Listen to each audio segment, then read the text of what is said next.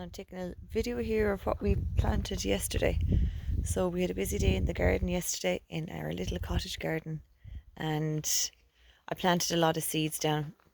I just wish that I could remember exactly where I planted them. But anyway, there is a tree going there, a little pear tree, and I have planted some cornflowers and calendula, I think, here. This is one of the wild strawberries that we rescued from being trampled on the last day when we were foraging, and that I'm so happy to see it starting to flower. So that has taken. These were raspberries that I planted weeks ago that were given to me by my father-in-law, and I thought that they didn't take. They were just totally bent over like that, and I said I'll just keep them down and keep them watered anyway, and we'll see. And look at it, it's starting to grow. So I'm delighted with that. There's a load of raspberries there. I've planted something there last night and I can't remember what it was I planted there. Maybe I put some more cornflowers there. Anyway, it'll be a nice surprise when things start to come up. There's some of the rockets that we rescued as well that were growing absolutely wild everywhere. Beautiful. And they, I think, are surviving. They're starting to perk up a little bit now compared to what they did. And then down here there is a little wild primrose that, oh, now even though it's getting a little bit covered there, it has rooted, so that's good. It looks terrible right now, no more than the strawberries. The strawberry will perk up. This will come back next year though, and it'll be lovely looking.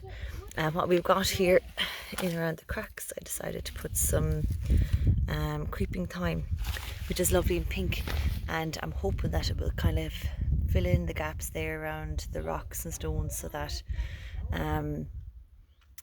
you're less likely to have things you don't want grown in there, and it looks very pretty too. Okay, so that's there, and then we have this side. I've done the same this side of the steps. There's stuff everywhere here, but it's all work in progress, and there isn't even any grass down on here yet.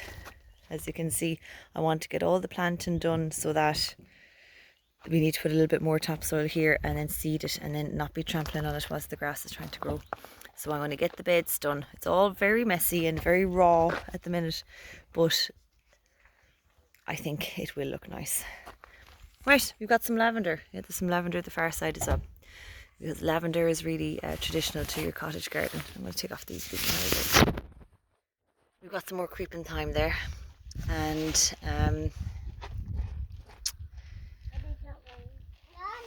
this is a daisy plant. I can't remember the actual name of it, but it's another trophy. Very good.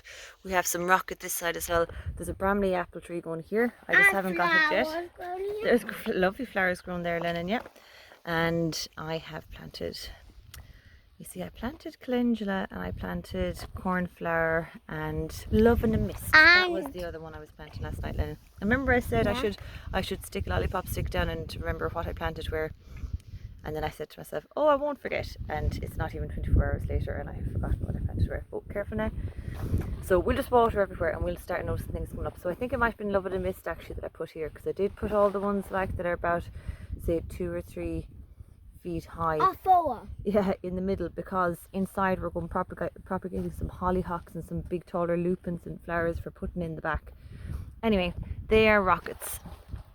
Somebody has stuck this tree down here just to... I did. Oh, you did that, did you? Good. Yeah, last night. Well done. We might put that one into a pot, because we're not quite sure what tree it is yet.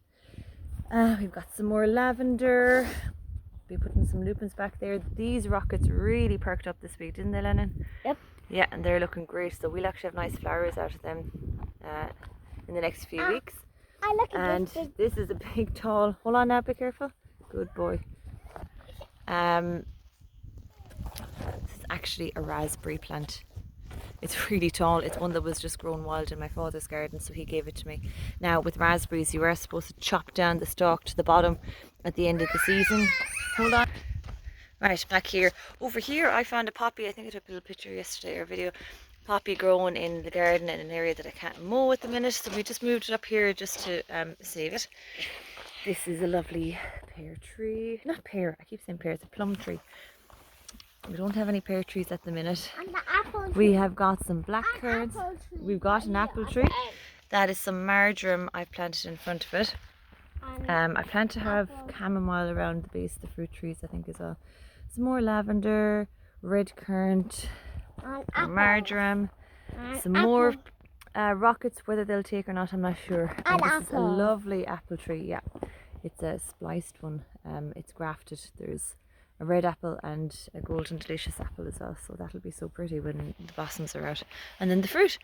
And around here I have calendula put around the base, and I've some nasturtium stuck down as well. So, and I just caught the dog digging here, so that'll be fun if I've planted anything there.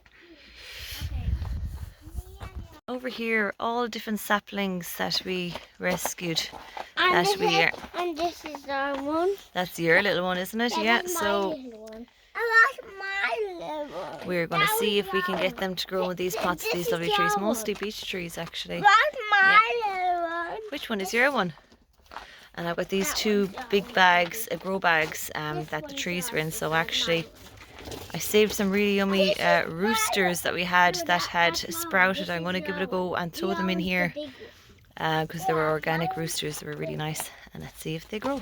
Over here under the apple tree, I'm going to clear in all these nettles from here because we've got some really lovely cowslips that I put in a little plant that I found last year in there, and it has taken. This little plant, I've forgotten the name of it. I found it growing somewhere. It was going to be trampled on as well somewhere in the garden, and I put it up here. And we'll see about this wild garlic. This would be the perfect thing for taking over underneath these trees here. It's really hard to keep the nettles and things down. It's kind of a little bit wild, but a perfect place for some wild garlic. Bluebells would be lovely too. This will be the before. Let's hope the after is a lot tidier looking. Now, look at this cool shop here. What are you selling here? He's selling potato chops. Oh, yeah, I'm coming over there next. All these lovely things in your shop. Some Ooh. melon and tea and ecstasy and other ones of these was here. Wow. Hold on, let me see what Tatey's got in his shop. What are you selling? Selling dandelion. You're selling dandelions, my favourite. Wow. I'm ringing Lennon. You're ringing Lennon. Ring, Lennon. Yeah. I need mommy to go there. Okay, bye. Bye. Right. Our dandelion flower infused oil is doing really well in this sunny spot. And this is the after.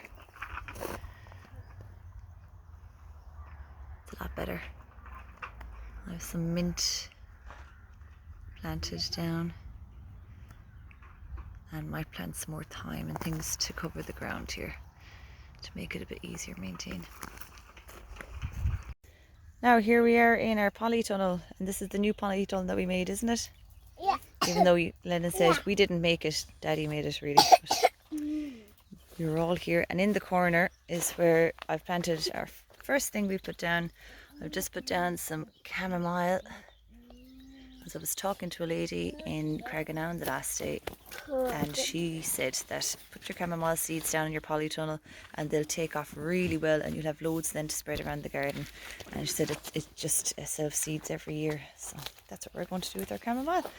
And there's some potatoes and tires outside, and we built our polytunnel over where we had garden beds already, so we're just in the process of moving these out so that we can get the other beds in here. So we're planting and making at the same time. But yeah, we've loads of tomatoes inside and things that we'll be transplanting out here shortly, so we've plenty of time yet. This is cocoa. Now I'm just going to show you what we've just added here.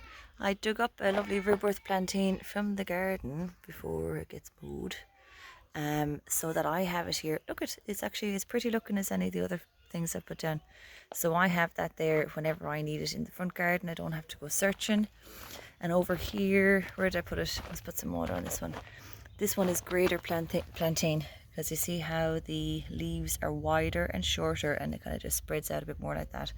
But that is really good for plantar fasciitis, or anything to do with the soles of your feet, because the leaves get quite big. So you can pick it off and put it on the sole of your feet, and off you go. So I said I might as well get one or two of them.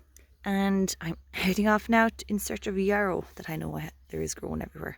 Just need to find one that's accessible to dig. Hiya, so I'm out here in the garden, in the wilderness, looking for yarrow for the front garden, and I'll just show you what I found here. So I thought it was yarrow from a distance. I thought it was a little small yarrow plant, and then when I looked at it, it is actually pignut. So pignut was often foraged in Europe in medieval times, and I don't think there's much medicinal uses for it. There's a lot better ones. I think they often used to use it for upset stomach and things like that, but it's not kind of known for it. But pignut, it's the tubers, the roots that it was picked for, really. It's supposed to be kind of nice tasting. I've never tried it. And also the pigs love it, which is where the name came from. Isn't it funny when you start kind of thinking about the different names of plants, like the hogweed, and it was called hogweed because they used to feed it to the hogs, and obviously the pigs liked it. So the names of the plants often give you an indication of their historical uses. So there's pignut. Now I want to stay going looking for yarrow. Piggies are doing a great job in around here.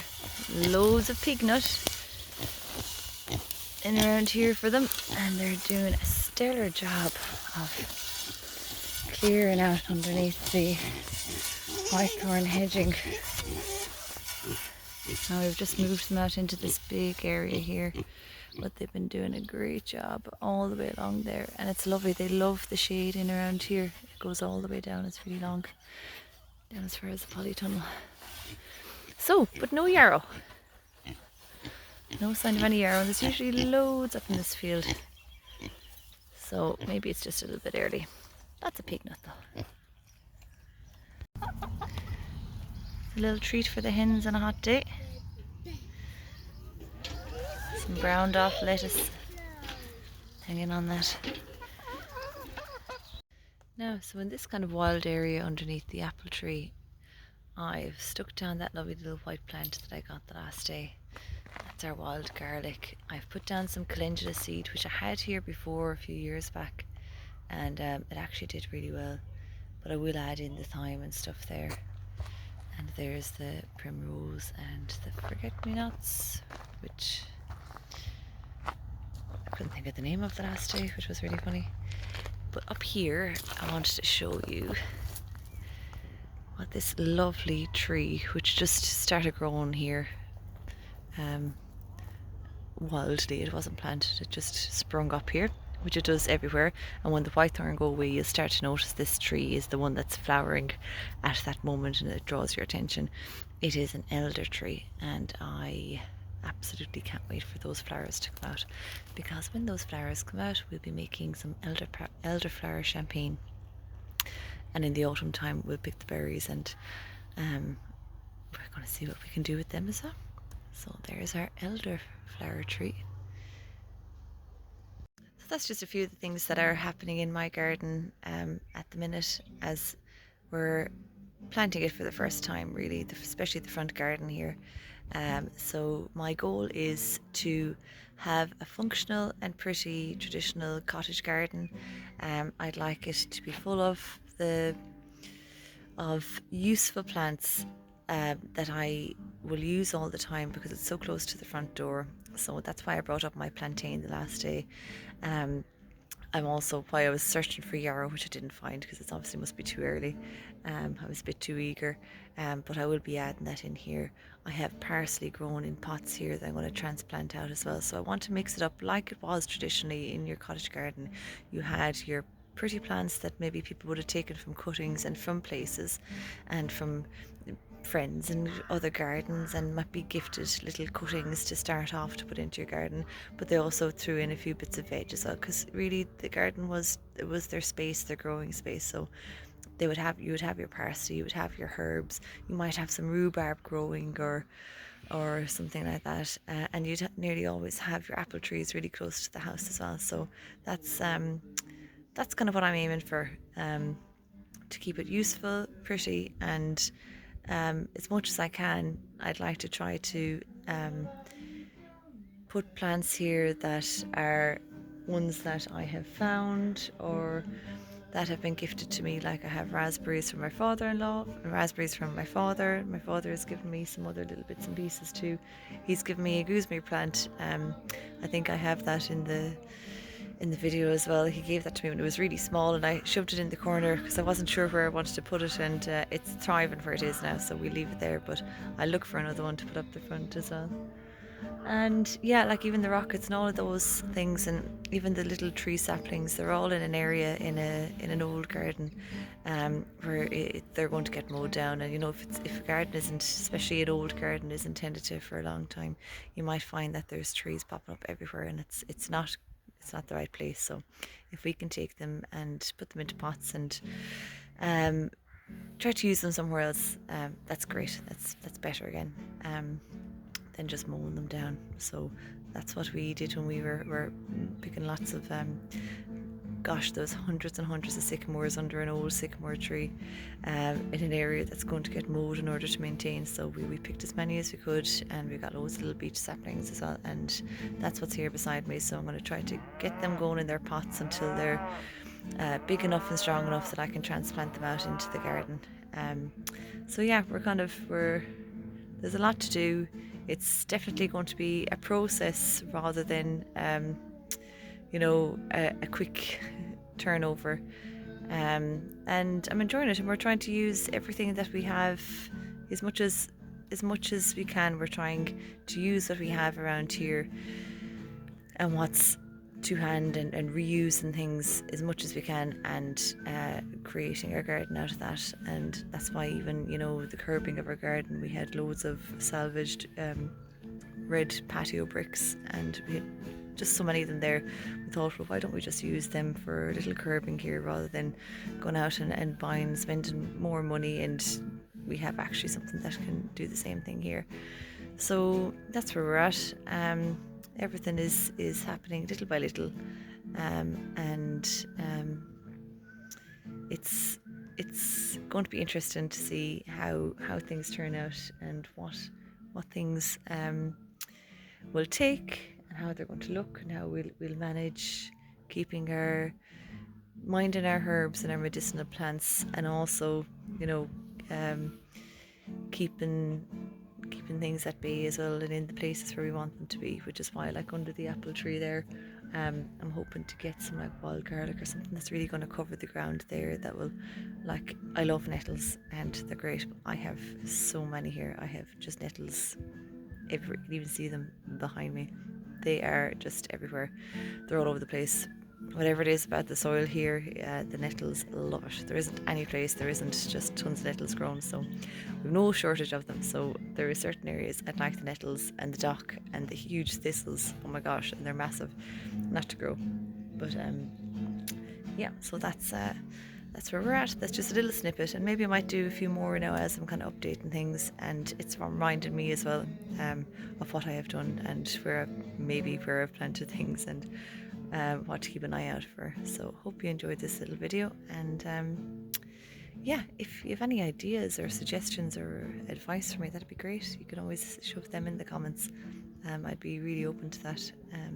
I'm learning as I go with an awful lot of this stuff. I'm not a herbalist, I'm not a gardener, I am just a mom who has a real interest in in nature and what's growing around us, and using food as medicine and using herbs as medicine, and having respect for and an interest in all the things that are growing around us and what are they for and what will we use them for and what can they be used for and what not to use. So